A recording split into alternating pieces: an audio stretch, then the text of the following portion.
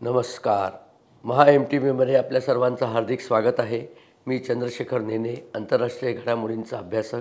माझ्याबरोबर व्हिडिओग्राफर सूरज आहेत. कालच एक महत्त्वाची बातमी आपल्याला सगळ्यांना मिळाली की परवाच्या रात्री म्हणजे जॉर्डन या देशामध्ये अमेरिकेची एक सीमावर्ती चौकी होती. त्या चौकीचं नाव होतं टॉवर 22. जॉर्डन, इराक आणि सिरिया या 3 देशांच्या सीमा जिथे एकत्र येतात, याच्या जॉर्डनच्या अगदी ईशान्य कॉर्नरमध्ये कोपऱ्यामध्ये असलेलं हे छोटंसं रुग्बान नावाचं गाव आहे. तिथे ही चौकी होती आणि या चौकीमध्ये साधारण 350 अमेरिकन सैनिक होते. आणि अचानक रात्री त्यांच्यावरती एक ड्रोननी हल्ला केला आणि त्यांच्यावरती हल्ला केला तो सुद्धा त्यांचे जे झोपण्याचे क्वार्टर्स होते त्याच्यावरती हा हल्ला झाला. अत्यंत भ्याड हल्ला झाला आणि त्या हल्ल्यामध्ये 3 सैनिक अमेरिकेचे ते तिथेच शहीद झाले, मेले. आणि त्यानंतर त्याशिवाय साधारण 47 लोक इंज्युअर झाली. त्याच्यातल्या 8 लोकांना इतक्या मोठ्या इंज्युरीज आहेत की त्यांना जॉर्डन बाहेर त्यांनी इलाजाकरता घेऊन गेले. म्हणजे ते वाचतील की नाही याबद्दल काही खात्री नाही आहे.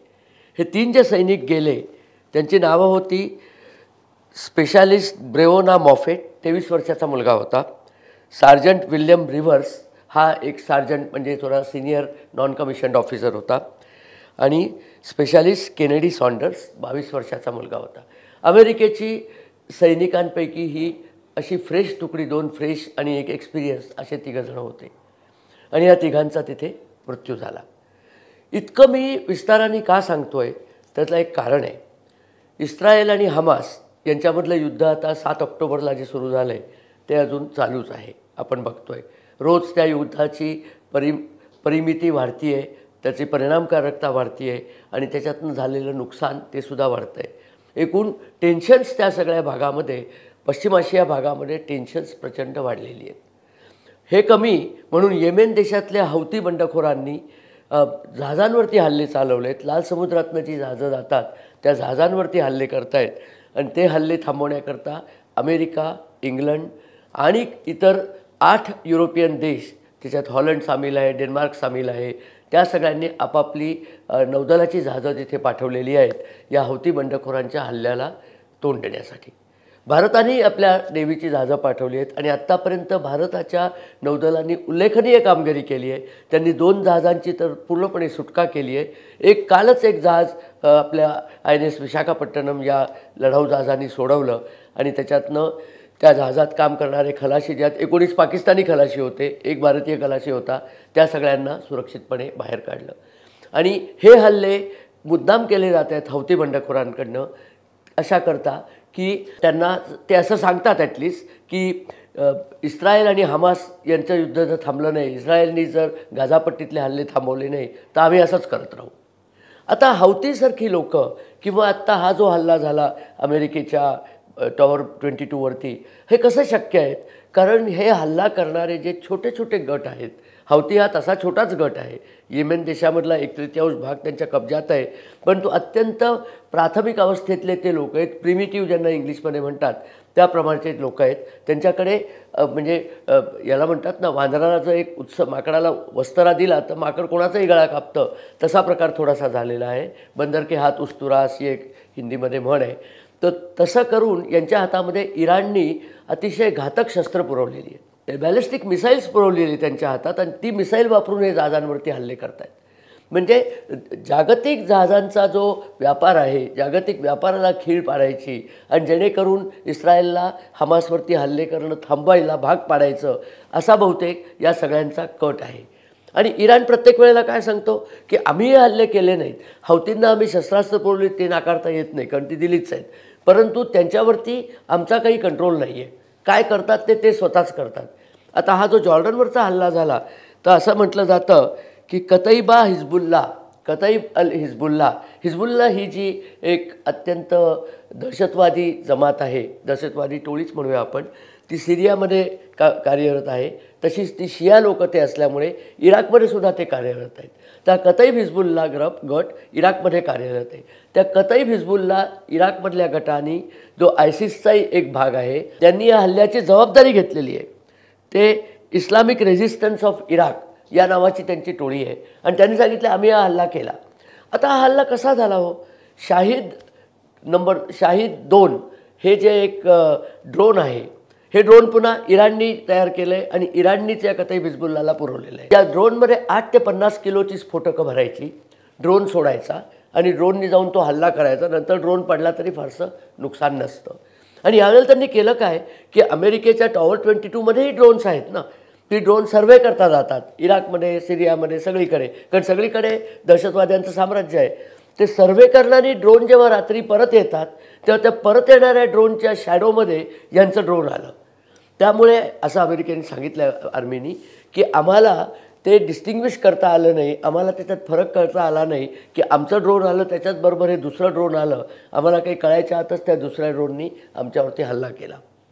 आता निश्चितच अमेरिकन यंत्रणा असं पुन्हा होऊ नये याकरता काहीतरी करतील, ती गोष्ट वेगळी. परंतु या हल्ल्यामध्ये अमेरिकन सैनिकांचा मृत्यू झाला आहे. यातले 2 सैनिक जॉर्जिया या अमेरिकेच्या संस्थानातले आहेत, एक न्यूजर्सीमधला आहे. जॉर्जिया हे ट्रम्प यांच्याकरता कट्टर सपोर्ट करणारे लोक तिथे आहेत. जॉर्जियन गव्हर्नरनी सांगितलं की याचा बदला घ्यायलाच पाहिजे. आणि बायडन अमेरिकेचे राष्ट्रपती त्यांनी हे भाषण ते एक आपलं निवडणूक आहे, तुम्हाला माहिती आहे नोव्हेंबरमध्ये निवडणूक व्हायची. त्या निवडणुकी संदर्भात एक भाषण करत असताना बायडन यांना बोलवण्यात आलं.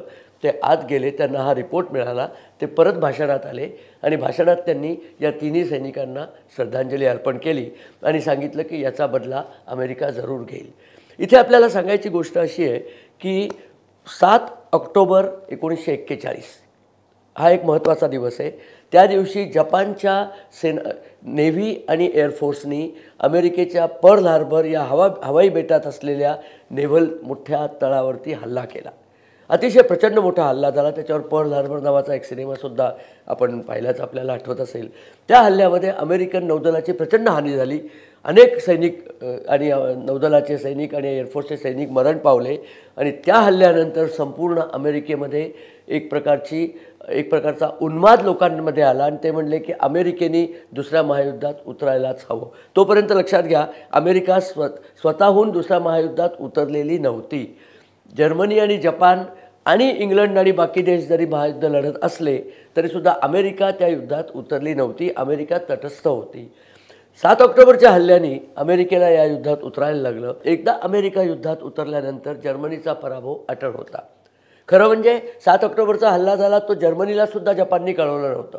जपाननी तो हल्ला केला, कारण तो हल्ला जर त्यांनी केला नसता तर अमेरिकेचं पॅसिफिक महासागरातलं जे नौदल होतं त्यांनी जपानच्या ज्या पुढच्या मोहिमा झाल्या, ज्याच्यात त्यांनी सिंगापूर घेतलं, फिलिपिन्स घेतलं, ब्रह्मदेश घेतलं, त्या मोहिमा जपानला करता आल्या नसत्या. म्हणून जपाननी ही आततायी चाल खेळली होती. तसंच काहीतरी आत्ता घडतंय की काय अशी मला भीती आहे. कारण त्या एका हल्ल्यानंतर युद्धाचं संपन्न पारणंच बदललं आणि आधी जे युद्ध जर्मनी आणि काही युरोपियन देशांमध्ये चाललं होतं ते विश्वयुद्धात परिवर्तित झालं आणि त्या विश्वयुद्धामध्ये शेवटी जर्मनी, जपान आणि इटाली या तिघांच्या संघांचा पराभव झाला. अमेरिका जिंकली. प्रचंड प्रमाणात मनुष्यहानी झाली, प्रचंड प्रमाणात मालहानी झाली, वित्तहानी झाली आणि जग एक पुन्हा 50 वर्ष मागे गेलं. त्यातनं सावरायला बराच वेळ लागला. अशीच काहीशी घटना ही झाली आहे की काय अशी एक शंकेची पाल चुकचुकते. इराणनी कितीही सांगू की आम्ही याच्यात नाही, आम्हाला केलं नाही, कारण इराणला भीती वाटते की अमेरिकेने जर आमच्यावरती हल्ला केला तर आमची अमेरिकेला तोंड देण्याची शक्ती नाही. आणि ती खरीच गोष्ट आहे. इराणचा अनुभवामधून तयार झालेला नाही आहे.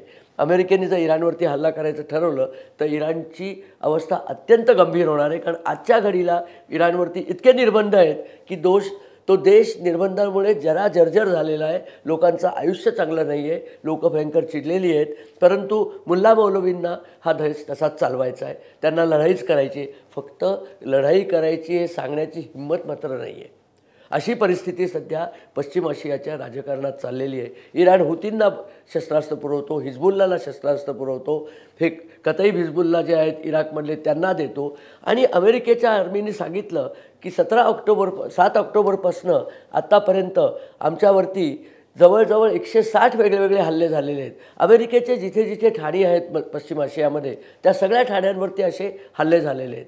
परंतु अमेरिका काय करते, असे हल्ले झाले की ते विरुद्ध हल्ले करतात की जिथून हे हल्ले झालेले असतात. कधी इराकमधल्या तळांवरनं झालेले असतात, कधी सिरियामधल्या तळांवरनं झालेले असतात. त्याच्यावरती अमेरिका हल्ले करतं.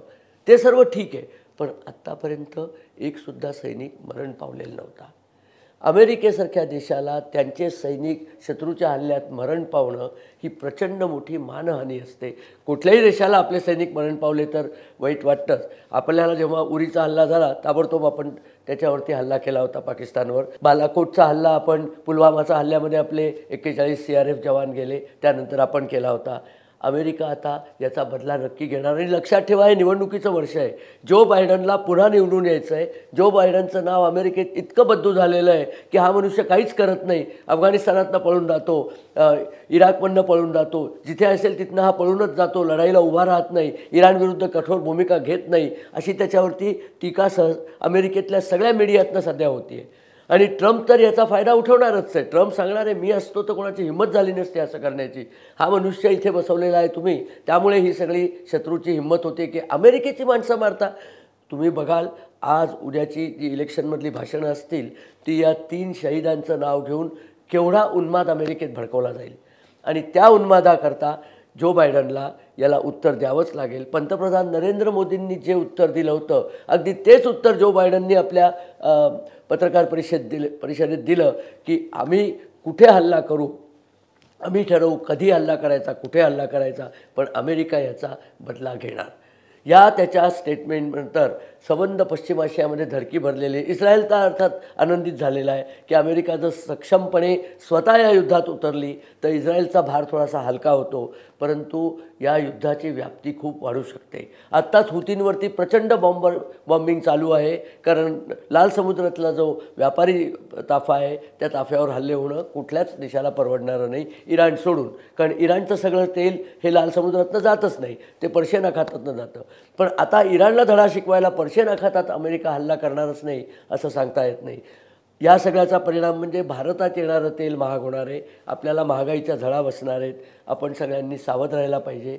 मला असं म्हणायचं आहे की जसं पर्ल हार्बरनंतर विश्वयुद्ध सुरू झालं तसंच काहीतरी या विलक्षण घटनेनंतर, अत्यंत दुःखद घटना आहे, या घटनेनंतर कुठली तरी अल-खताईब जी काही ती कताईब म्हणजे नोकर किंवा क्लर्क, कताईब अल हिजबुल्ला म्हणजे हिजबुल्लाचे नोकर, अशी जी छोटीशी संघटना आहे इराकमधली, त्यांनी ही काडी पेटवलेली आहे. त्यांनी किती मोठा दारुगोळ्याचा स्फोट होईल सांगता येत नाही. सावध राहूया. आणखी नवीन काही माहिती मिळाली तर मी आपल्यापुढे घेऊनच येणार आहे. आपल्याला हा व्हिडिओ जर आवडला तर आपण आपल्या मित्रपरिवाराबरोबर शेअर करा, आमच्या चॅनलला सबस्क्राईब करा आणि बेल आयकॉन जर दाबलं नसलं तर कृपया ते बेल आयकॉन दाबा. आणि हो, आपल्या कमेंट्स आपल्याकडे आमच्यापर्यंत येऊ देत. व्हिडिओ पाहण्याबद्दल धन्यवाद आणि नमस्कार.